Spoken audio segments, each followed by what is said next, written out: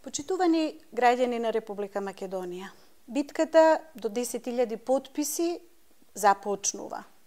Започнува на многу необичен начин, на кој професор по политички науки, некој кој целиот свој век им се обраќал на студентите, ги учел што е тоа демократија, што се тоа институции, што се тоа избори, која е председателската функција, која е функцијата на другите институции на власта, сега самиот се вплеткува во коридорите на тие институции, обидувајќи се да го оствари своето избирачко право во смисла на право да биде избран.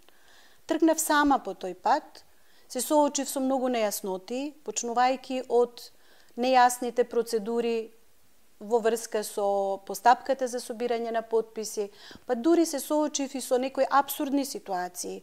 Од она, например, дека Државната изборна комисија, кога ќе поднесете барање дека ќе собирате потписи, и таа ги отвара фајловите, ги отвара досијата во сите подрачни одделенија. Меѓутоа, хартијата, листовите на кои вие треба да се подпишете за да дадете подршка на еден кандидат, ги набавува самиот кандидат. Има многу интересни детали за кои друг пат ќе зборувам за тоа како изгледа кога некој ќе тргне по овој пат. Патот е долг, патот е трнлив. Јас во овој момент не се жалам, затоа што мислам дека добро ги совладав тие сите административни проблеми. Останува проблемот на неинформираноста на граѓаните. Граѓаните имаат проблем да дознаат каде е местото каде што треба да го дадат потписот. Често пати ме прашуваат, оние што се најентузијастични, прашуваат професорке каде ќе собирате потписи. Јас лично не собирам потписи, туку тоа го прават овластените канцеларии на Државната изборна комисија. Тие се наоѓаат во општината во која живеете. Понекаде во одредени места, како што е тоа случај во мојата општина Карпош, оваа канцеларија се наоѓа на не толку достапно место. Се наоѓа на местото во близина на Угостителското средно училиште, каде што порано беше канцеларијата на Мост, или сега ќе почнеме да си објаснуваме со тоа која сладкарница е во близина или некој друг објект, навистина е понекогаш тешко да се најде патот. Јас навистина се надевам дека вие ќе се обидете да го најдете самите, или ако тоа не умеете, тогаш да ја посетите веб страницата на Државната изборна комисија, или уште подобро да го посетите мојот блог, да го посетите мојот Facebook профил, да следите мојот Твитер и на разни начини од збор на збор мораме да ја споделиме оваа информација. Токму затоа и ви се обраќам со ова видео. И ова е еден вид на она што јас го нарекувам на полушега герила маркетинг. Нешто што поединец како мене единствено може да си го дозволи, и тоа благодарение на добрата волја на некои луѓе што го почитуваат и поддржуваат. Сакам да ви ја објаснам наку со оваа постапка. Како што реков, таа се одвива не по списоци кои се шетаат од куќа до куќа. Или барем така би требало да биде, да не се шетаат од куќа до куќа. Потписите не се собираат на листови, не се собираат на плоштад. Туку постојат за тоа овластени канцеларии.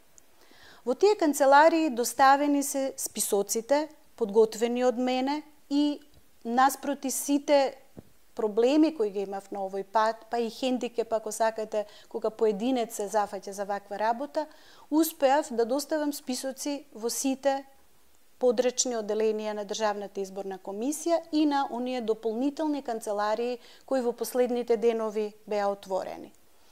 Се надевам дека патот до овие канцеларии нема да ви биде тежок, а јас ви стојам на располагање со информации на сите овие канали и средства што веќе ги споменав. Периодот за собирање на потписи е релативно кус, 15 денови. Од недела, 16 февруари, завршно со 2 март, кој е исто така недела. Работното време на канцелариите на Државната изборна комисија ќе бидат од 8:30 до 19 часот навечер во работните денови и во викендите, и се надевам дека нема да ни треба завршниот момент, а тоа е 2 март на полноќ, кога конечно ќе треба да се затворат тие списоци. Јас се надевам дека многу порано од тоа ќе успееме заедно да ги собереме овие потписи. Кога ќе одите да дадете подпис, треба со себе да носите лична карта или важечки друг документ, односно патна исправа во случајот. Списокот ќе ви биде даден од овластеното лице, таму го внесувате и своето име, презиме, матичен број и својот своерачен подпис.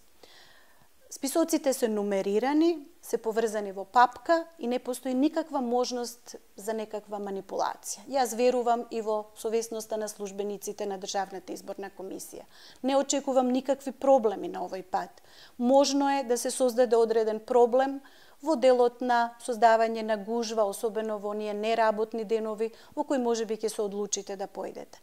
Токму затоа јас би апелирала сите оние кои се студенти, кои работат на смени, кои се можеби невработени, пензионери и да не набројувам, сите оние што имаат можност во текот на работното време, во работните денови да појдат во овие канцеларии, ќе им олеснат на останатите, на вработените, на оние кои не можат да излезат во друго време, освен по работните часови. Ова е само една идеја, еден предлог и водете сметка дека не сум јас единствената која собира подписи, туку дека има и други кандидати. Кога веќе го споменувам ова, е јасно, е исто така многу важно да ви се укаже дека не можете да дадете подпис за двајца. Всушност, вие можеби и ќе успеете во таа своја намера, ако сте решиле да дадете доверба на двајца. Меѓутоа, при прочистувањето на овие списоци, вашето име, односно вашиот подпис, ќе биде неважечки и за двајцата или тројцата кандидати за кои сте го дале својот подпис. Се надевам дека ова се елементарните податоци кои треба да ги знаете.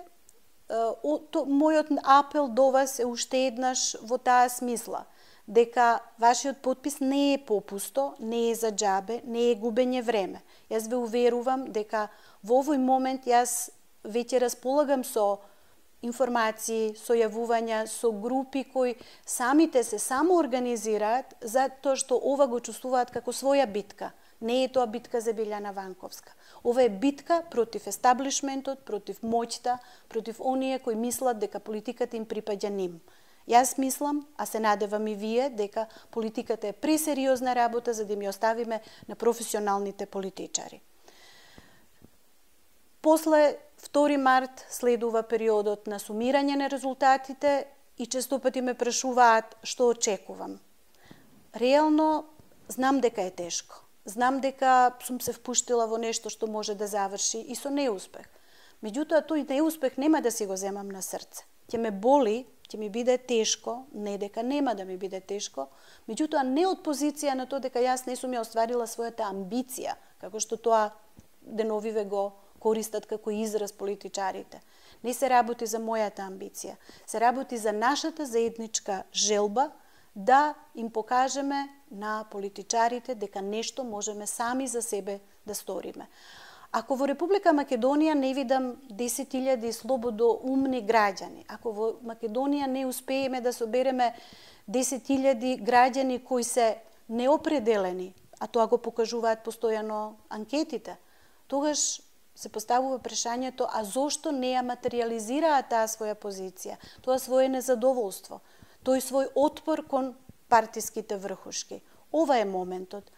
Ако не ги собереме тие 10.000 подписи, нема да може да не го поставиме и прашањето каде се женските организации. Ако 20 години работат мачно, макотрпно на женската еманципација, на јакнењето на женското учество во политиката, од локално ниво до највисоко ниво, ќе се постави прашање, а зошто тие не го препознале овој интерес? Затоа што како што стојат во моментов работите, јас би била единствениот кандидат за председател на Република Македонија жена.